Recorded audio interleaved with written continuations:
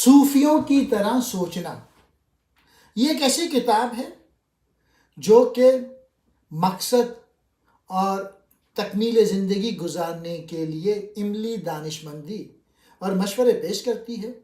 کتاب میں وہ صوفی کی ذہنیت کو اپنانے کا تصور پیش کرتے ہیں، جس میں زندگی کے چیلنجز اور خلفشار کے درمیان اندرونی امن اور مقصد کاش کرنا شامل ہے۔ مصنف نے ذہن میں عبور حاصل کرنے اور ایک مثبت اندرونی مکالمے کی کاش کرنے کی اہمیت کی کھوج کی ہے۔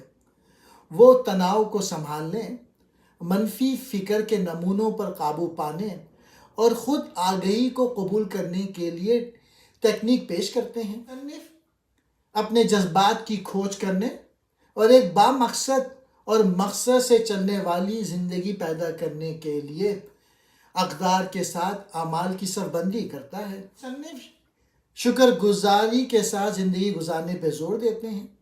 وہ کہتے ہیں کہ خوشی اور اطمینان اسی وقت آ سکتا ہے جب آپ ہر وقت اللہ تعالیٰ کا شکر ادا کرتے رہیں۔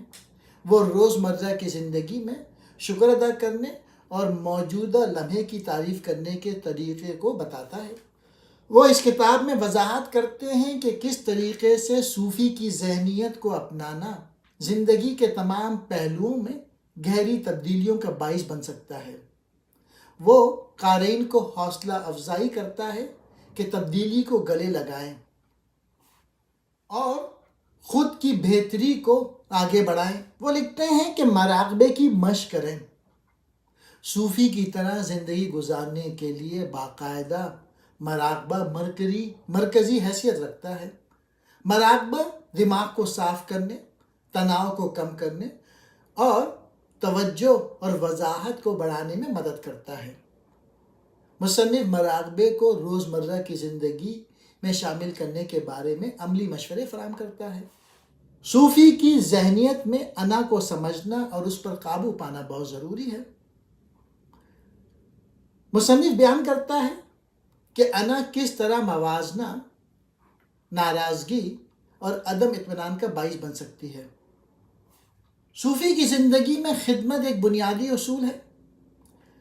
مصنف بتاتے ہیں کہ حقیقی تکمیل دوسروں کی خدمت کرنے اور کمیونٹی پر مثبت اثر ڈالنے سے ہوتی ہے۔ اس کتاب کا بنیادی تعلیمات میں سے ایک اپنے مقصد کو دریافت کرنا ہے۔